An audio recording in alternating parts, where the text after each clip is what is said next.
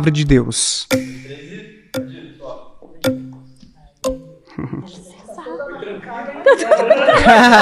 Tudo bem?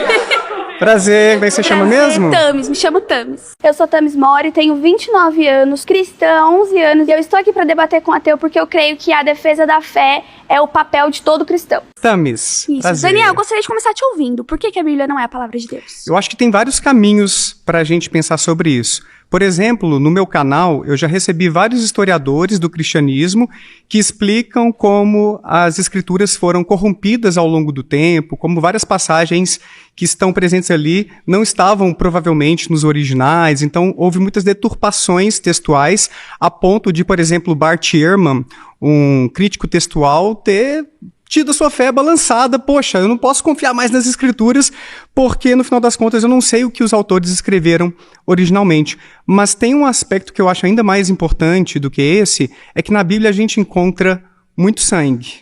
Tem muitos comandos divinos, para usar uma expressão do filósofo Wesley Morriston, para, por exemplo, que o povo de Israel cometesse genocídio, matasse os amalequitas, por exemplo, os cananeus, incluindo crianças.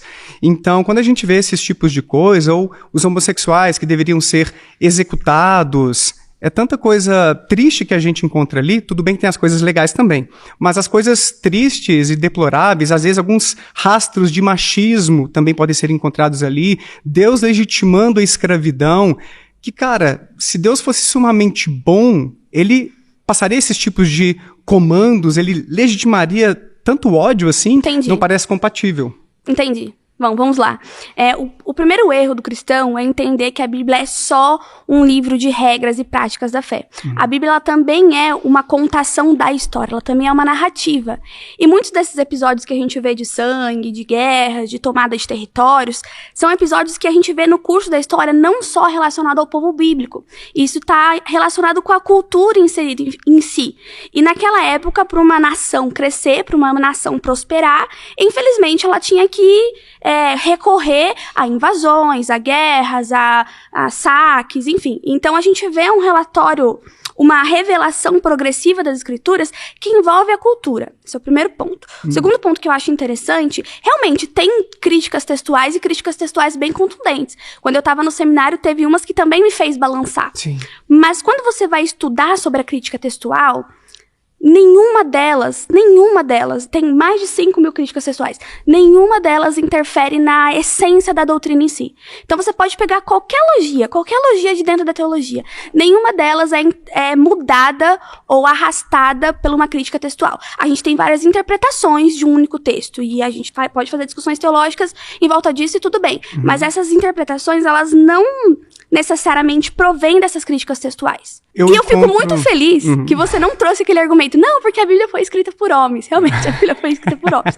Em várias tradições, enfim, escritos, passados por escritos e tudo mais. Então, pensando nisso, houve modificação? Com certeza, claro que houve. Isso é provado cientificamente que houve. Mas não houve modificação da doutrina. E é interessante porque são muitos homens, muitos anos passaram e ela permanece viva, ela permanece atual, ela permanece eficaz nas coisas boas. É claro que a gente não vai sair invadindo o território alheio e saqueando o território alheio, isso é fato, nem apedrejando o homossexual. Mas se a gente for interpretar de acordo com a nossa cultura hoje, de acordo com a nossa realidade hoje, ela vive eficaz. Interessante você ter trazido esse ponto, porque eu nem tinha me lembrado desse argumento. Realmente, várias narrativas bíblicas foram herdadas de outras tradições. A própria narrativa sobre o dilúvio, que não seria original dos israelitas, por exemplo. Tem vários tipos de narrativa sobre dilúvio, mas eu aprendi isso recentemente com um historiador, que existem dilúvio, muitas... Jonas também. Várias influências sobre céu e inferno, sobre reencarnação. O cristianismo não propôs tantas coisas originais assim. Não estou desmerecendo as coisas legais do cristianismo, porque eu sei que existem, por exemplo, amar o próximo, tem coisas bacanas ali, mas não quer dizer que seja original. A gente encontra vários comandos amorosos assim no hinduísmo, que talvez seja a religião mais antiga do mundo ainda existente. Isso a teologia chama de graça comum. Graça comum. Como criações de Deus, como imagem e semelhança de Deus, Deus passou atributos Deus tem atributos incomunicáveis e atributos comunicáveis que ele passou pro homem. E isso é todo homem, seja o hindu, seja o japonês, seja o índio, seja o brasileiro, seja o estuprador. Ele tem aspectos que a graça comum se manifesta nele. Legal. Agora, eu queria voltar num ponto que você trouxe, que eu achei bem interessante e ao mesmo tempo problemático. Você disse assim, a gente fica com as partes boas e deixa pra trás as partes ruins, não é assim, não? Não, a gente não tira as partes ruins de forma alguma, a gente entende elas. Mas como é que você diferencia aquilo que fazia sentido lá atrás e o que a gente tem que aplicar agora? Por exemplo, a questão da homofobia, que infelizmente a gente vê mais entre os cristãos por conta de passagens bíblicas no Antigo e no Novo Testamento, testamentos que legitimam esse tipo, pelo menos, se não tratar mal, pelo menos a ideia de que a pessoa está em pecado, que já é muito ruim, porque os LGBT sofrem muito com a ideia de que eles estão fazendo algo abominável aos olhos de Deus. Isso é muito triste. Posso dar um exemplo mais real? Como é que você diferencia, então, por que a questão da sexualidade, quando a gente pensa nos LGBTs, não foi deixada para trás, gente? Não, isso aí é de outro tempo, agora a gente tem que ter um olhar mais amoroso e Deus não é mais LGBT-fóbico. Perfeito. A gente pode estender aqui a discussão do LGBT, não tem problema nenhum com isso. Mas a gente vê no curso da Palavra de Deus que algumas regras, algumas normas foram instituídas para que a humanidade como é que eu vou dizer? Para que a humanidade crescesse, para que a humanidade tivesse êxito no seu crescimento. E eu creio que a relação sexual entre homem e homem, mulher com mulher, não é a imagem da família que é a imagem da Trindade que Deus criou para ser. Esse é um ponto. Agora, pensando no tirar o que é bom e colocar o que é mal, tirar o que é mal e colocar o que é bom, deixa eu dar um exemplo mais real. Por exemplo, no Antigo Testamento a gente vê que as mulheres que eram surpreendidas em adultérios deveriam ser apedrejadas, certo? Isso é péssimo. Ninguém tem que ser morto porque tá em adultério ou tá em pecado. Claro. Quando a gente vê isso acontecendo no Novo Testamento, eu sou dispensacionalista, então eu creio numa nova dispensação. Quando a gente vê isso acontecendo no Novo Testamento, o que Jesus faz? Jesus pega uma pedra e taca naquela mulher?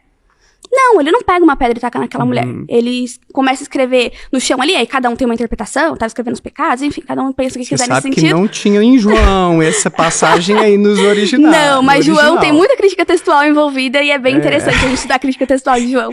Enfim, mas quando a gente vê, por exemplo, a mulher não sendo apedrejada nesse sentido, é Jesus mostrando que o que aconteceu no Velho Testamento estava muito mais ligado à ânsia do coração do homem do que do ensinamento do próprio Deus. Por exemplo, quando a gente vê uma mulher, e esse está nos 4 evangelhos, uma mulher entrando e quebrando um vidro de perfume nos pés de Cristo e secando com seus cabelos. Uma mulher não poderia acessar aquele lugar.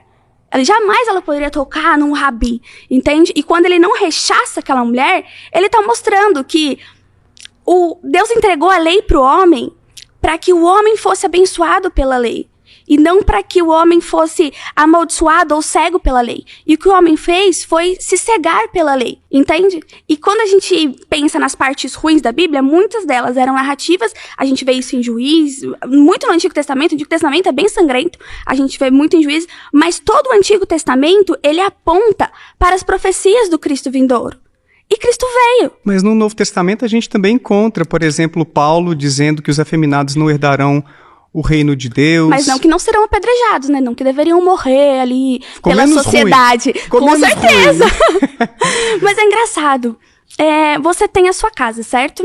E você tem as suas regras na sua casa. Se porventura sua esposa ou seus filhos decidem viver aquém das suas regras, o que você faz? A gente conversa para entrar em acordo sobre que regras vão reger melhor o nosso lar, de forma que a gente maximize o bem-estar da nossa família. Mas eu não sei como maximizar o bem-estar. Por exemplo, Jesus teve a chance de dar um grande sermão contra a escravidão quando o centurião romano foi pedir que ele curasse o seu servo, o seu escravo. E em vez de fazer um sermão contra a escravidão, Jesus curou esse servo, esse escravo. Interessante. E o próprio Paulo também, quando ele escreve a Filemon, não aconteceu de ele falar, olha, não faça mais escravos, não compre, liberte todos os seus escravos. Ele só pediu para, receba o Onésimo, sim, mas assim, como um irmão em Cristo, com mais... É muito legal essa passagem que Jesus cura o escravo, porque isso demonstra que muitas pessoas falam que o evangelho é elitizado, né? Isso demonstra que não. Jesus estava se estendendo a todos. Mas quando a gente lê sobre escravo no Novo Testamento, a gente tende a pensar na escravidão como aconteceu no Brasil. Porque ainda é muito recente na nossa história. E quando a gente estuda o original e estuda ali o que era escravo naquela época, claro que tinha escravos de guerra, prisioneiros por etnia. Israel mesmo foi escravizado por muito tempo, os judeus foram escravizados por muito tempo. Então, ok.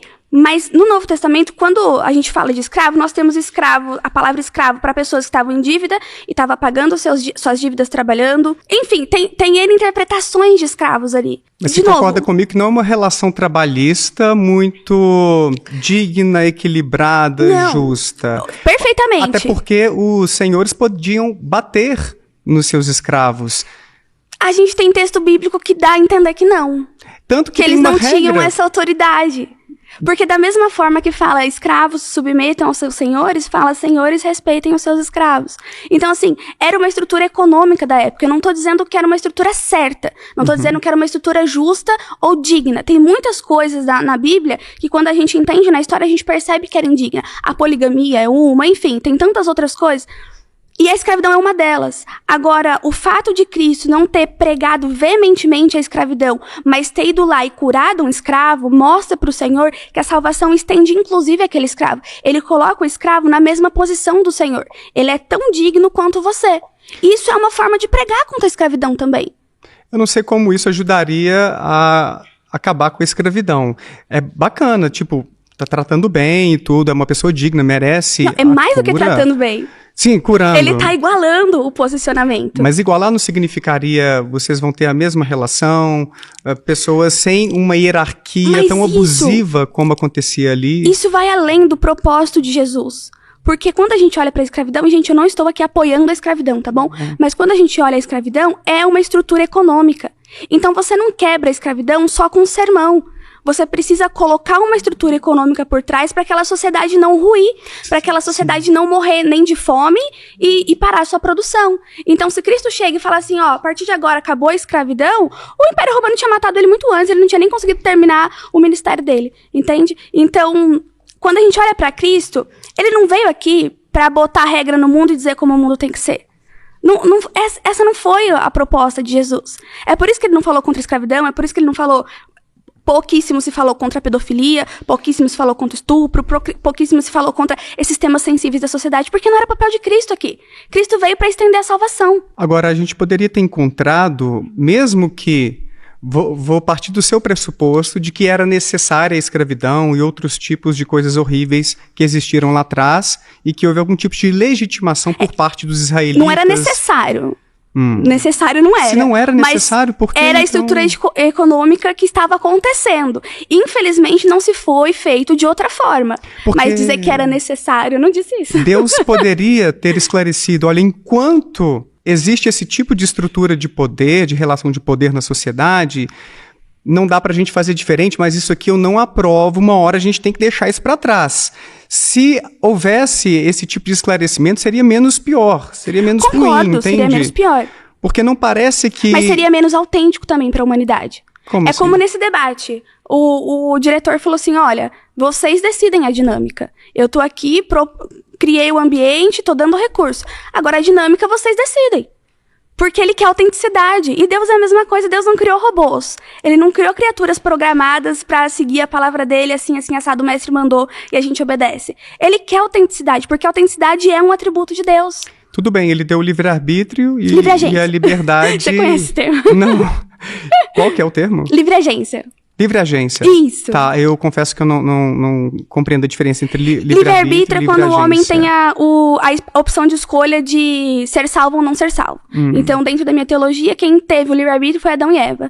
A partir do momento que a humanidade foi corrompida, teve o pecado original, o homem já nasce com o coração inclinado ao mal. O que ele pode ter são as escolhas ali dentro do seu cotidiano. Então, não tô dizendo que todo homem só comete o mal. Tá. Então, dentro da livre-agência, ele tem a escolha de cometer o bem, que é o exemplo que o irmão deu aqui, de atropelar ou não atropelar, enfim. Mas todo homem já nasce com o coração inclinado ao mal, por isso, já nasce condenado ao inferno, que é algo que eu acho que você não crê, né?